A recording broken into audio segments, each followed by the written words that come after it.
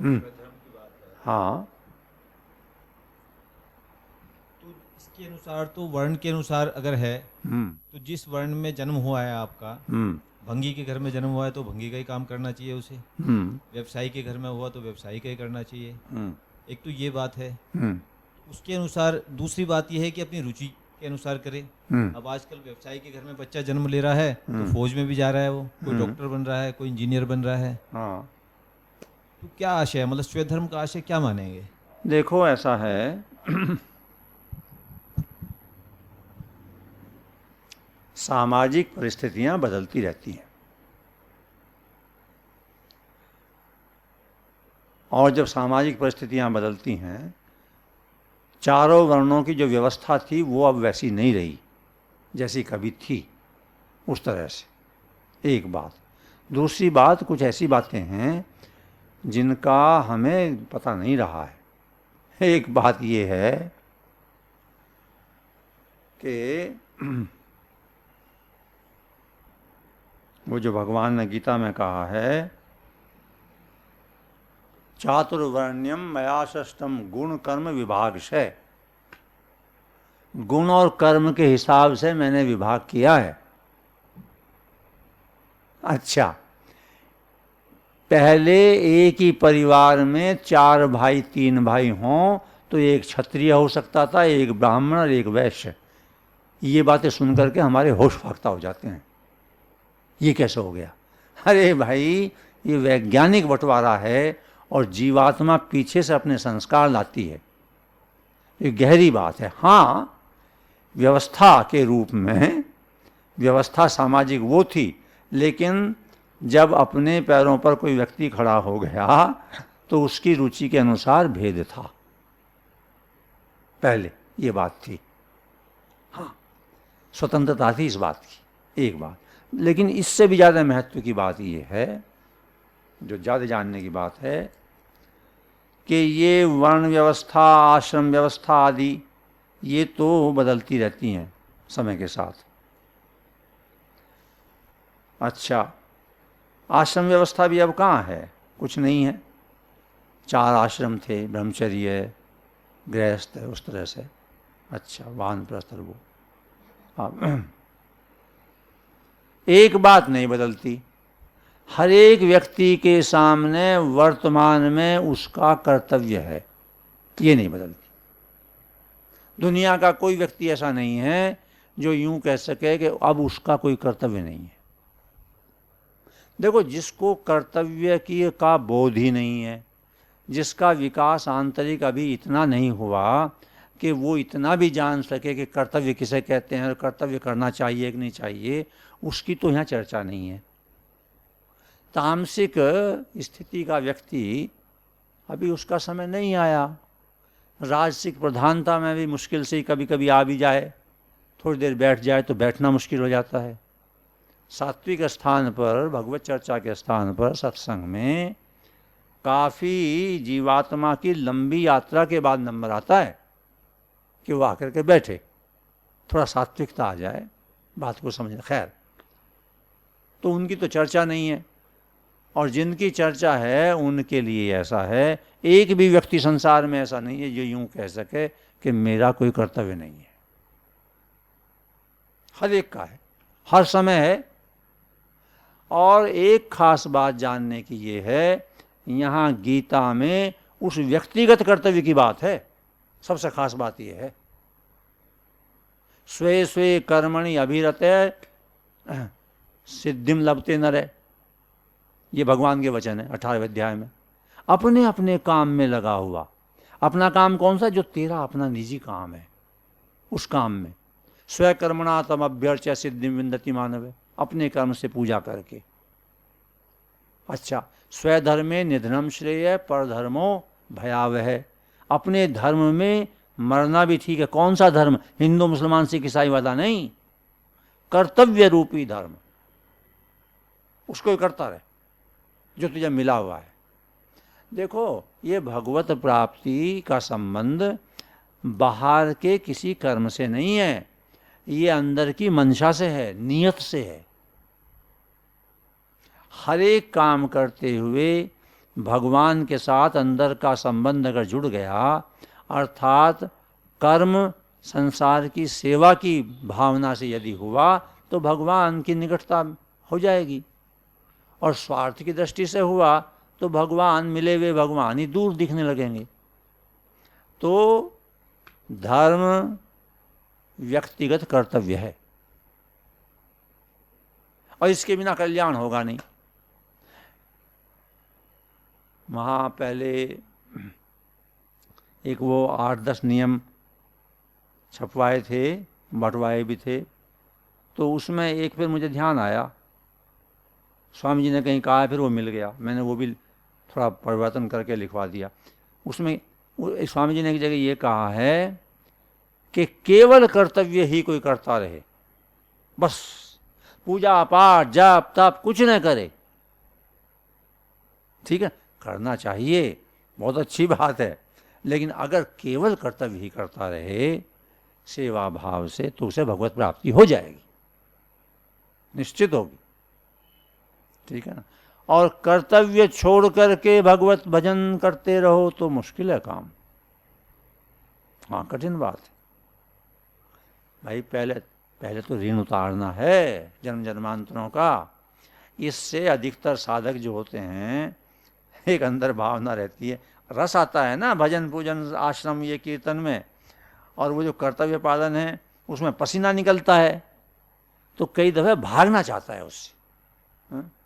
वहाँ साधक हैं जयपुर में, एक हरिनारायण जी। ऐसा हुआ कि पहले वो और दूसरे जो भी अपने यहाँ बहुत से अध्यात्म के चलते रहते हैं क्षेत्र, उनसे संबंध थे, बड़े सिंसियर व्यक्ति हैं। फिर संपर्क आ गया, वहाँ आने लगे मेरे पास। अब वो जिस भी संस्था से जुड़े हुए थे, हर संस्था वाले सिंसियर व्यक्ति की तलाश में रहते हैं। वो काम करता है, ईमानदार मेहनती होता है। उनको जची नहीं बात, वो कहने लगे भाई आप तो यहाँ छोड़ दिया, कहाँ जाने लगे, करने लगे। उन्होंने कहा मैं तो ऐसे वहाँ जाता हूँ। तो उनके जो कोई थे वहाँ अधिकारी जयपुर में, मेरे बारे में उन्होंने पूछा होगा, उन्होंने कहा इस तरह से गृहस्थ हैं, वहाँ रहते हैं, और वो तो ऐसी बात बताते हैं इस तरह से। अच्छा, तो सामाजिक कार्य ज़्यादा वो संस्था कराती थी, समाज की सेवा करो, ये करो, ठीक है।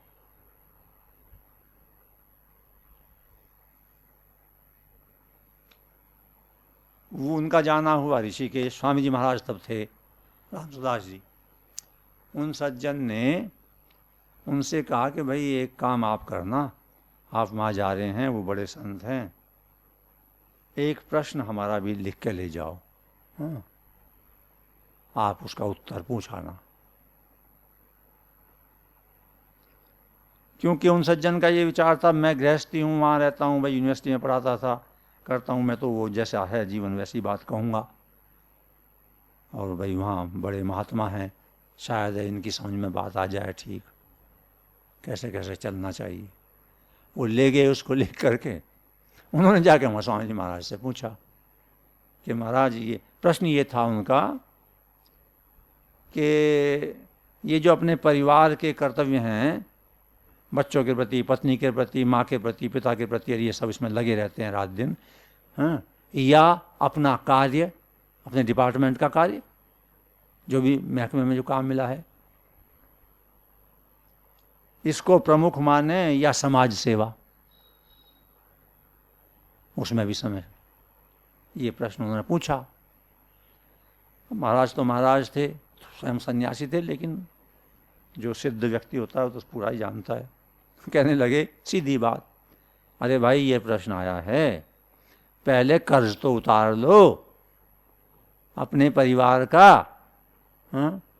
और वहाँ जो बच्चों की देखभाल और पढ़ाई लिखाई कराते हो या डिपार्टमेंट का काम करते हो, वो समाज से अलग है क्या? वो समाज सेवा नहीं है, हाँ? समाज सेवा नारा लगाना ही होती है क्या? ठीक है ना। मैं ये बात इसलिए कहता हूँ जहां हो उस अखाड़े को छोड़ के कहीं और चले गए तो चूक जाओगे। उसमें ही गर्दन दिए रखो। हाँ, उसमें पसीना आता है, वो मुश्किल पड़ती है। पत्नी एक बात कहती है, बच्चा दूसरी बात कहता है, हाय हाय मची हुई है, ठीक है नहीं। अरे इस हाय हाय में जन्म जन्मांतरों के पाप कट जाएंगे अंदर के, और कोई उपाय नहीं है।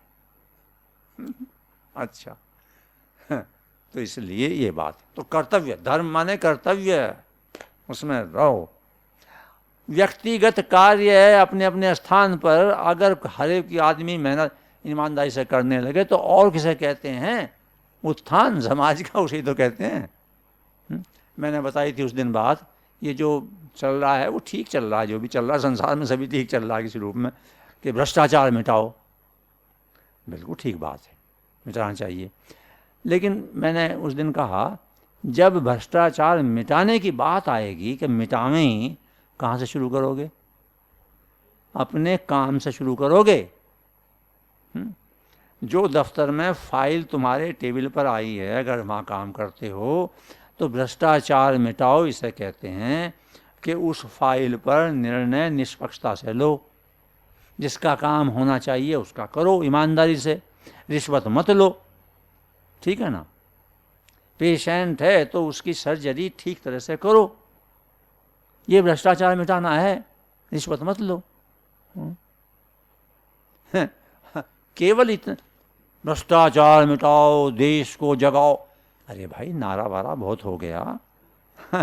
सुन लिया नारा, अब मिटा, व्यक्तिगत स्तर पर मिटाना पड़ेगा आकर के। हर वक्त यही कहते रहोगे तो फिर पता नहीं कितने प्रकार के क्या क्या किस्से पाल रखे हैं दुनिया ने। एक खैर चीज बता देता हूँ, एक साधक हैं, अब तो बहुत दिन से खैर नहीं आते, जो भी पहले आते थे वो आए, अच्छे बड़े पद पर हैं। उन्होंने एक बार आकर के कि जी मेरी एक समस्या है। मैं, क्या समस्या है? कि समस्या ये है कि मेरे यहाँ विभाग में, मेरे ऑफिस में एक सज्जन हैं, अब वो ऑफिस के टाइम में कुछ देर बाद ही हाजिरी वाजिरी होकर के, जो भी काम देख करके, कुछ देर बाद सामने मंदिर है, मंदिर में चले जाते हैं। अच्छा, और फिर बड़ा कठिन काम है वो, सबकी मान्यता है, बहुत भक्त हैं।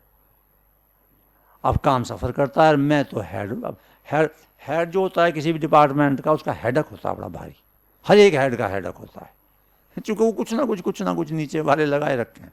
अच्छा, कितना ही सिंसियर, कितना ही मेहनती आदमी हो, हेडक बंद नहीं होगा उसको, हेड होगा उसका, वो नाम ही हेड है।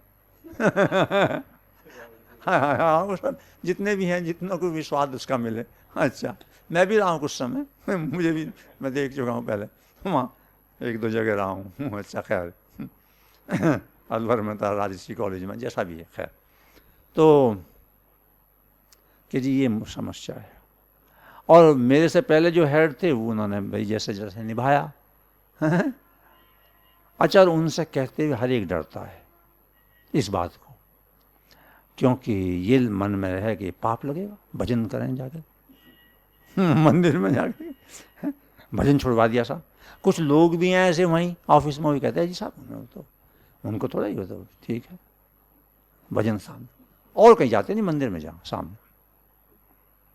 कहने मेरी समस्या का समाधान आप बतलाओ। पहले तो मैंने पूछा, मैं एक बार बतलाओ आप अगर उनसे कहो तो वो सच्चे व्यक्ति, उन्होंने कहा कुछ मुझे भी हिचक सी लगती है अंदर। भाई और कन्फ्लिक्ट तो आएगी भी, उनसे भी आएगी और सही, पर थोड़ा ये भी लगता है कि भाई करते तो भजन ही है।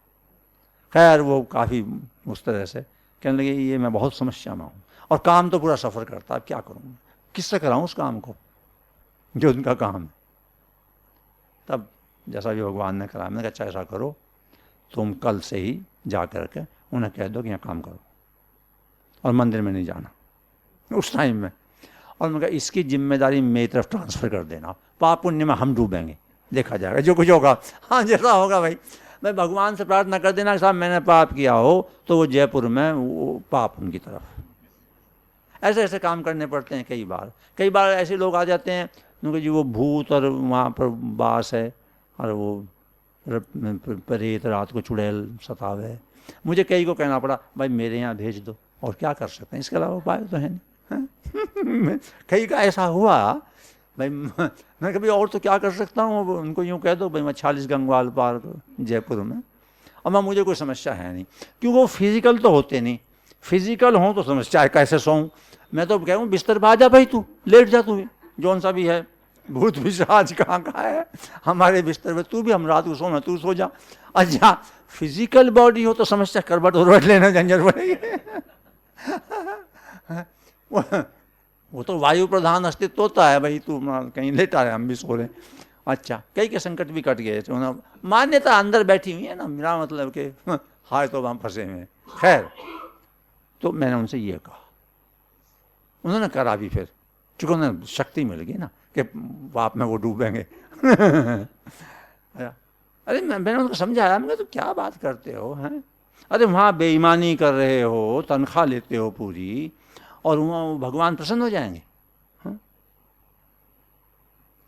मंदिर में ही जो भगवान प्रसन्न हो, हमारे ऐसे भगवान है नहीं। हमारे तो वो भगवान हैं जो माँ बेटी बहन को खाना बनाते हुए रसोई में मिलें, कपड़े धोते हुए वहीं मिलें, बाथरूम में जहाँ काम कर रहे हो, डॉक्टर को अस्पताल में वहीं उसके बीच में मिल जाए, मरीजों के बीच में, पढ़ाने वाले को वहाँ मिल जाए। काम करते हुए भगवान न मिले तो फ़ायदा क्या। ऐसे भगवान 24 घंटे साथ रहें, छूटे ही नहीं।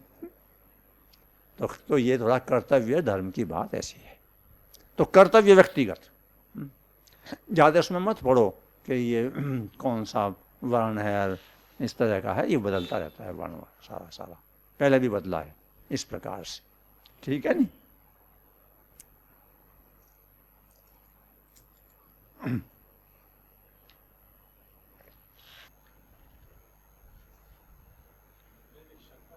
हाँ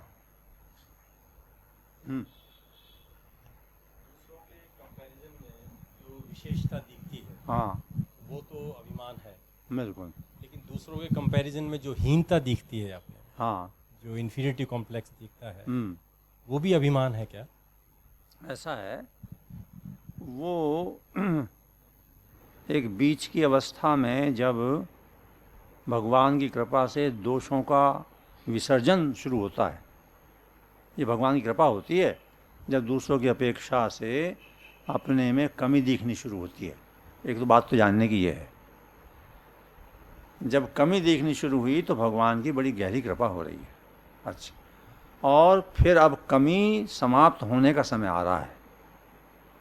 जो कुछ दिखने लगेगा वो धीरे धीरे डाइल्यूट होने लगेगा, जाने लगेगा।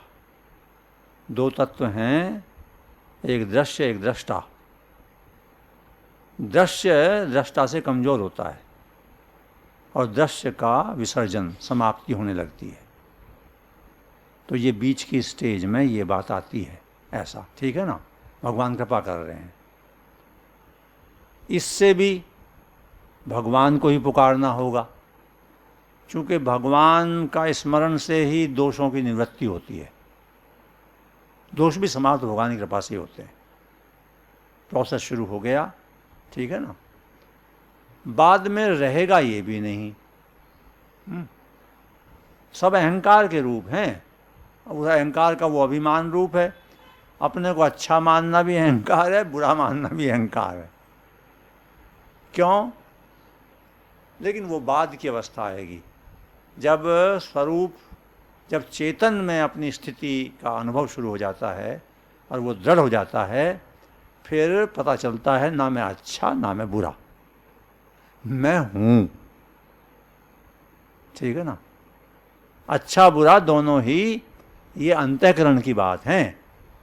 अच्छा बुरा कौन होता है? अंतःकरण हमारी दृष्टि में। और हम कौन हैं? हम शुद्ध आत्मा हैं, चेतन तत्व हैं। चेतन तत्व तो ज्ञान रूप है, प्रकाश रूप है, उसका कुछ ना बिगड़ता ना उसमें कुछ सुधरता। तो ये बीच की अवस्था है, ट्रांजिशनल पीरियड होता है। हाँ, एक बात, वो जो प्रश्न आपने पूछा था तो आजकल का जो समय चल रहा है इसमें इस वर्ण वगैरह में ज़्यादा न जा कर के जो व्यक्तिगत एप्टीट्यूड है किसी भी बच्चे का उसके अनुसार करना चाहिए। ठीक है ना? हाँ किसने अगर गलत भी चूज कर ले, जैसे आजकल बहुत चल रहा है, हाँ चेंज ओवर कर लेते हैं हाँ कि गलत प्रोफेशन में चला गया, कोई हाँ हाँ हाँ गलत ट्रेड में चला गया, हाँ एक समय के बाद दे आर चेंजिंग एप्टीट्यूड के अनुसार। हाँ हाँ। तो देखो उसमें तो ऐसा है, मैंने शुरू में बात बताई, फिर दोबारा इसलिए कही है कि जरा ऐसा विषय है महत्वपूर्ण। अपने कर्तव्य पर दृष्टि रखो। गृहस्थी का कर्तव्य है एक स्थिति तक बच्चों को लाना। अच्छा, पढ़ा दिया जितनी उसकी क्षमता थी, हाथ में तो है नहीं, कितना पढ़ेगा, जितना लाया है संस्कार, अपनी तरफ से पूरी चेष्टा करी, उतनी उसकी पढ़ाई हो गई। उसके बाद उसकी व्यवस्था जो भी होनी है रोजगार वगैरह की, और फिर मोहों का तंतु तोड़ो। अब जिम्मेदारी तेरी स्वयं पर रहेगी भाई। चेंज कर, 10 बार चेंज कर, भुगत, उसके बिना शांति नहीं मिलेगी। हाँ, तो चेंज करता है, चेंज करता रहे, तेरा परिणाम तू जाने, ये करना पड़ेगा। जिम्मेदारी तो खुद लेनी पड़ेगी ना आखिर में, अपनी व्यक्तिगत। और जब तक कोई व्यक्तिगत जिम्मेदारी नहीं लेता है तब तक वो अभी पूरा उसका व्यक्तित्व डेवलप नहीं हुआ है। डेवलप होगा भी जिम्मेदारी लेने से। तो इसलिए मैं कहता हूँ कर्तव्य, हमारा यहाँ तक कर्तव्य है, इतना हमने कर दिया, उसके बाद अब तुम जिम्मेदार हो, करो। ठीक है ना? चेंज करे अपने मुस्बा कर भाई। हाँ, किस में क्या करता है, क्योंकि आजकल कुछ ऐसे एक्सटर्नल फैक्टर्स हैं भाई, मैं काफ़ी देख रहा हूँ, मैं खुद भी चूँकि यूनिवर्सिटी में रहा, कितने बच्चे संपर्क में आए, अब भी युवा आते रहते हैं। अंतः प्रेरणा से तो बहुत कम चलने वाले हैं आजकल, बहुत कम। हमेशा भी कमी होते हैं वैसे आज।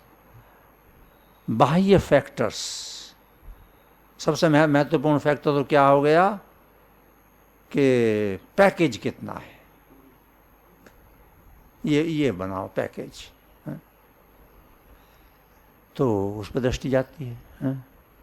एक कंपनी छोड़ी दूसरी, दूसरी छोड़ी तीसरी, ऐसे छलांग लगाते रहते हैं। भौतिकता से प्रभावित हैं। अब भौतिकता से प्रभावित हैं तो रोना तो पड़ेगा, हाय तौबा मचेगी, बात समझ में आई ही नहीं। कभी न कभी ये बात तो समझ में आनी ही है कि शांति, आनंद, प्रसन्नता तेरे अंदर है, उसे खोजने का एक रास्ता है, उसके अलावा दूसरा नहीं।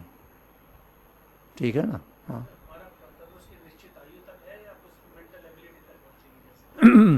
कर्तव्य किसका कब तक है ये वैसे स्वयं तय करेगा, अपना अंतःकरण बताएगा, इसका बाहर क्राइटेरियन नहीं है। ठीक है ना? अब कोई अनडेवलप्ड बच्चा है, किसी तरह का सारा जीवन भर ही हमें कर्तव्य दे दिया उसका देखभाल करना, उदाहरण के रूप से कई बच्चे ऐसे पैदा हो जाते हैं तो वो भाई भगवान का विधान। ठीक है ना? अपना विवेक ही बताएगा। ठीक है ना? चेष्टा अधिकतर यही है, एक बार पैरों पर खड़ा कर दिया। ठीक है ना? व्यापार है तो व्यापार का सब सिखा करके और उसको उतना बना दिया भाई, लेकिन अब जिम्मेदार तू। ठीक है ना? लेकिन परिस्थिति के अनुसार चेंज। खैर मैंने ये बात इसलिए बताई, जैन साहब का जो प्रश्न था। हाँ, क्या हैं? लड़कियों के बारे में तुम हो या कोई भी हो, व्यक्तिगत देखना पड़ेगा। उनको भी आजकल शिक्षा है। देखो मैंने शुरू में एक बात कही थी, सामाजिक मूल्य, सामाजिक परिस्थितियाँ बदलती रहती हैं, बहुत बदल गई हैं। अब से 40 साल 30 साल पहले, 50 साल पहले तो बिल्कुल ही लड़कियों के बारे में तो एक ही बात थी कि विवाह हो जाए, ये था। ठीक है ना? यही जिम्मेदारी थी। अब ऐसा ज़रूरी नहीं है। गांव में शायद बहुत कुछ अब भी है काफ़ी। तो व्यक्तिगत क्या करूं, अपने अंदर से पूछो। पढ़ा दिया लिखा दिया, अपने पैरों में खड़े हो गए, अब तुम जानो, तुम्हारा काम जाने भाई, ठीक है ना। कुछ बातों में जीवन भर साथ रहेगा। भाई बीमार हो जाए उदाहरण के रूप से, तो जब भी हम जो सहायता कर सकते हैं। माता पिता और पति पत्नी, इनका संबंध तो चलेगा जीवन भर, हाँ निश्चित, इनसे नहीं हटना चाहिए, समझे ना भाई। विवाह में तो शपथ ली जीवन साथी की, ठीक है ना, तो शपथ निभाओ ना। शपथ छोड़ के चले जाओगे दुख पाओगे। माता पिता का ऋण उतरता नहीं है, उनकी कृपा इस तरह से, ठीक है ना। तो इसलिए बिल्कुल स्पष्ट रखो चित्त।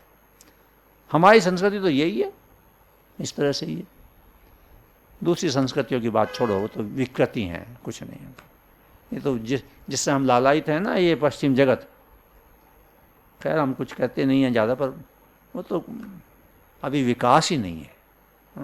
अभी 2-3 दिन पहले मैंने अखबार में पढ़ा, फ्रांस के प्रेसिडेंट की वाइफ प्रेग्नेंट, उसने ये कहा कि मैं बड़ी दुखी हूँ इस प्रेगनेंसी से, चूँकि अभी जब तक ये प्रेगनेंसी है ना मैं सिगरेट पी सकती ना शराब पी सकती, इसलिए दुखी हूँ। अरे भाई ठीक है, अब ऐसी माई को सत्संग में थोड़ा ही बुलाए हैं।